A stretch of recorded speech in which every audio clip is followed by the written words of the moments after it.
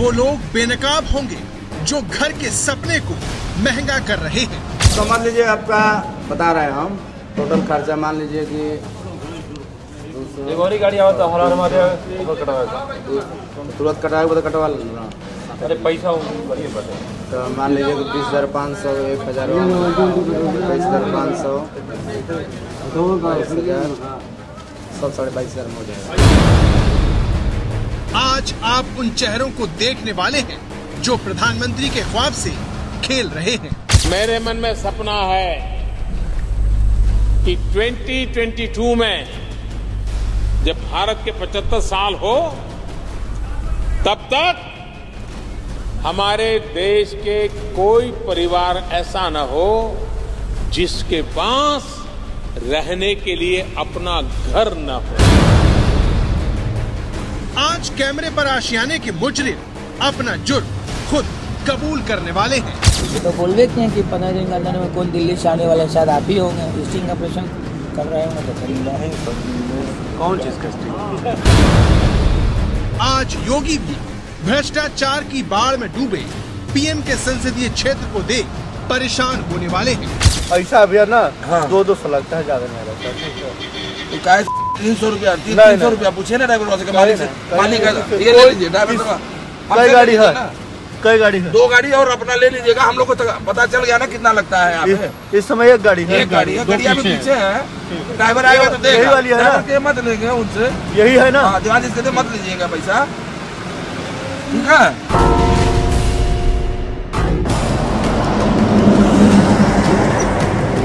रात के अंधेरे में ये एक हाईवे है जहां गाड़ियां हवा से बातें कर रही हैं।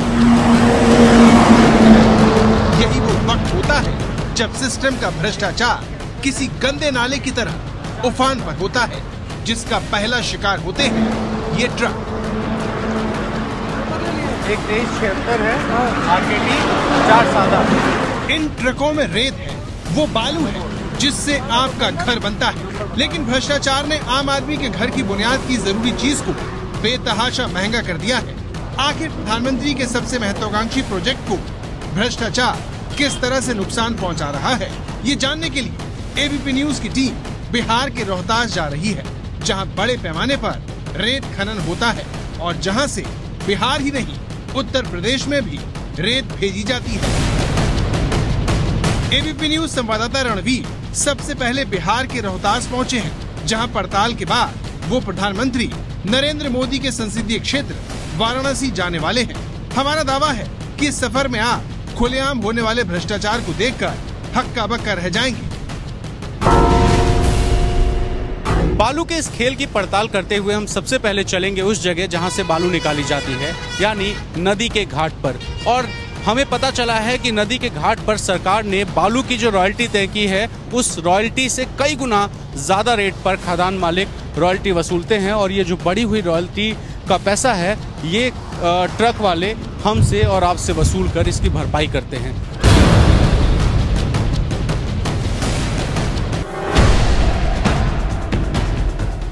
ये बिहार के रोहतास का मकराइन घाट है, जहां सोन नदी के किनारे रेत का खनन होता है। इसके लिए बाकायदा पट्टा दिया जाता है और सरकार रॉयल्टी तय करती है। एबीपी न्यूज संवाददाता रणवीर इन खनन मैनेजरों को बताते हैं कि वो एक ट्रक मालिक के बेटे हैं, जो पिता के बीमार होने की वजह से काम सीखने आए हैं। हमारे संवाददाता इन खनन मैनेजरों से मिलकर उन्हें बताते हैं कि उनका ड्राइवर एक ट्रक बालू की कीमत 26,000 रुपए बता रहा है। क्या ये सही बात है? हमें उम्मीद थी कि एक अजनबी से बातचीत करने से शायद ये मैनेजर कुछ कतराएंगे, लेकिन हमारा ये अंदाजा गलत साबित हुआ। 1,000 अंदर घाट में लगेगा, उसका तो रसीद नहीं मिलेगा। नहीं तो 20,500 1,000 200 एंट्री पर 108 चेक पोस्ट पर रोड पे। हाँ तो 2 1 3 10 13 13 15 13 और 15 18 21,800 तो होगा। 22,000 मान लीजिए, 22,000। इसके बाद पुलिस खर्चा जो मैनेजर की इस बेबाकी की तरह करप्शन का हिसाब भी आपको चौंका सकता है, क्योंकि इस 23,000 रुपए में 11,340 रुपए सरकारी रॉयल्टी है, जिसमें खदान मालिक का 5% मुनाफा शामिल है। लेकिन नियमों की धज्जियां उड़ाते हुए यहाँ 20,500 रुपए की वसूली की जा रही है, जिसकी न कोई रसीद है न ही कोई हिसाब।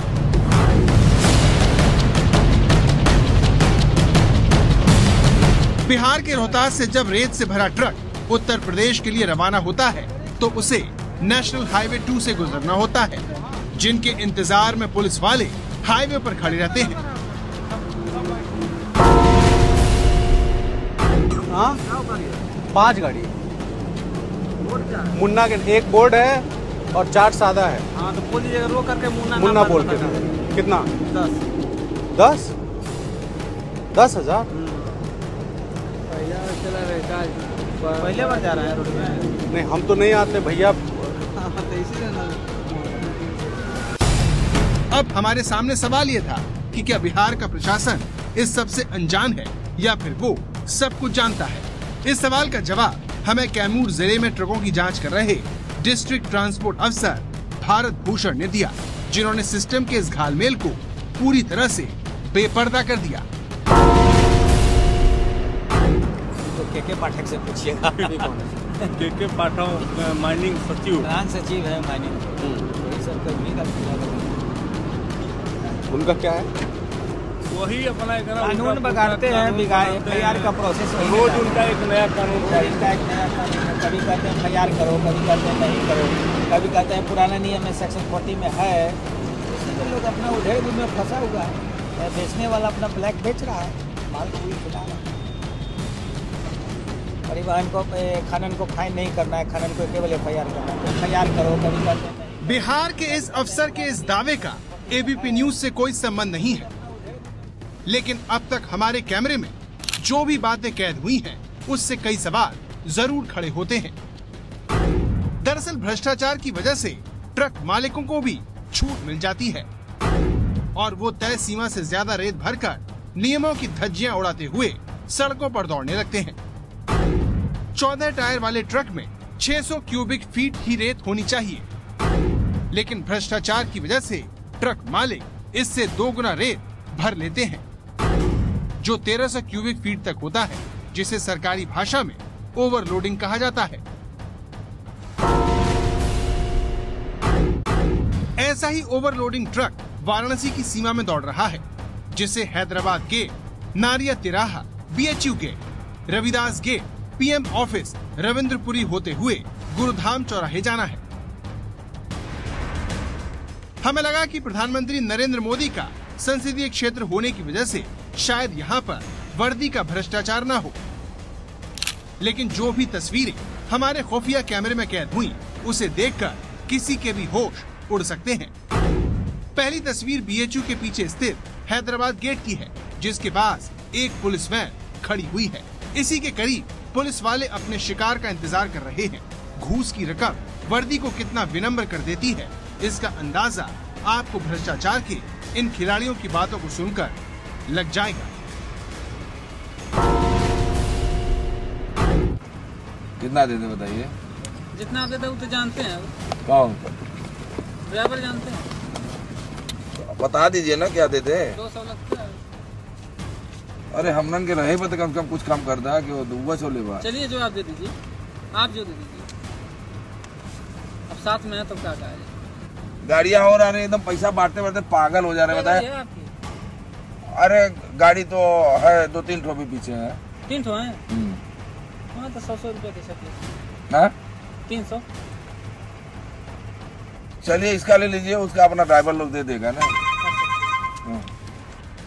पुलिस वालों की बॉडी लैंग्वेज बता रही है कि ये उनकी दिनचर्या का हिस्सा है, जिसमें अपराधियों को छोड़ रेत के ट्रकों से घूस लेना अहम काम है, वो भी तब जब ये उनके अधिकार क्षेत्र से बाहर है। लेकिन प्रधानमंत्री के संसदीय क्षेत्र में लूट की ये दुकान आपको हर चौराहे पर सजी मिल जाएगी, जिसमें नारिया तिराहा भी शामिल है।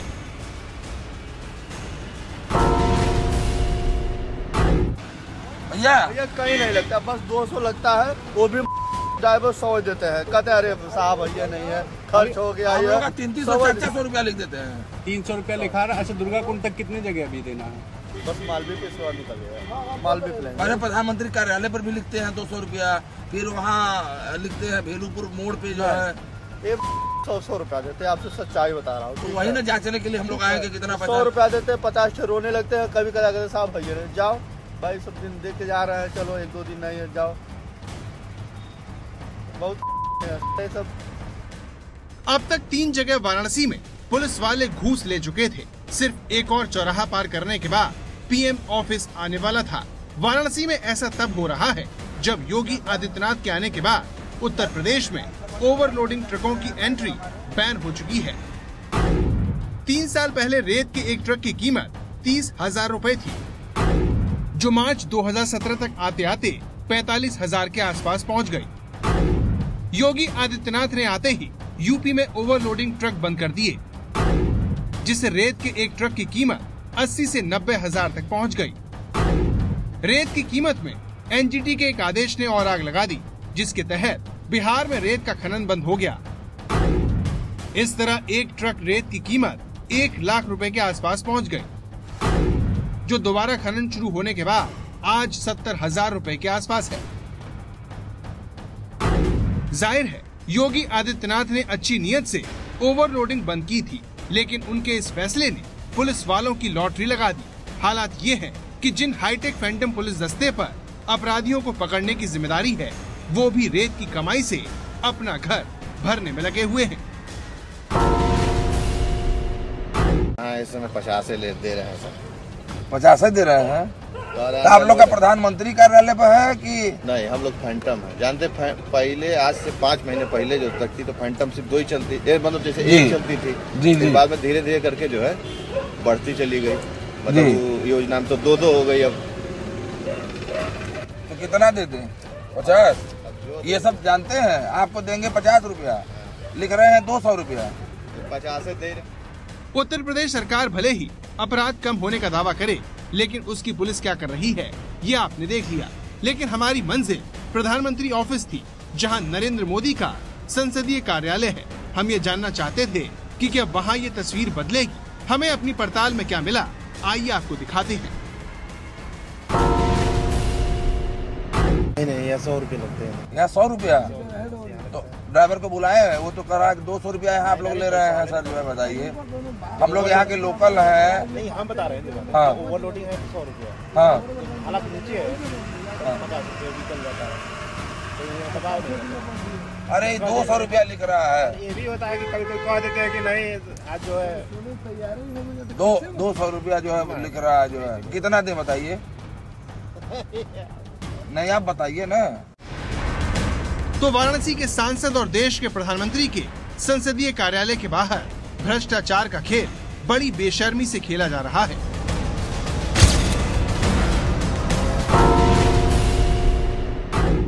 चलेंगे आगे कितने जगह? आगे अभी कई जगह लगता है।